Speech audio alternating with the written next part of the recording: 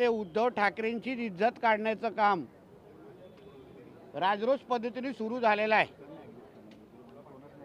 आम्ही ऐकलं आतापर्यंत सामना हा उभाटा सेनेचा मुखपत्र होता,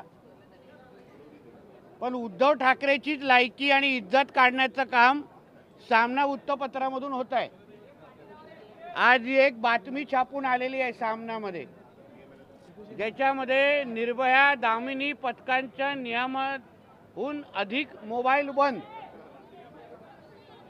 आता निर्भया आणि दामिनी पथकासाठी जे हेल्पलाईन नंबर काढलेले तो GR 2022चा तो GR पण नाही, नोटिफिकेशनची कॉपी पण माझ्याकडे आहे। आता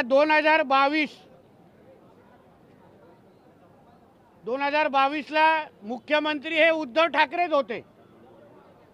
आता उद्धव ठाकरेंनी सुरू केलेली योजना अगर उद्या त्याचे अधिकारी आणि त्याचे संबंधित लोक अगर त्याला महत्त्वच देत नसतील किंवा शेळक्या शब्दामध्ये बोलत तर फाट्यावर मारत असतील आणि त्याचीच लायकी आणि त्याचीच इज्जत स्वतः सामन्यातून निघत असेल, तर संजय राजाराम राऊतचा पगार किती वेळ चालू ठेवायचा हे आता उद्धव आणि रश्मी ठाकरेंनी ठरवावं।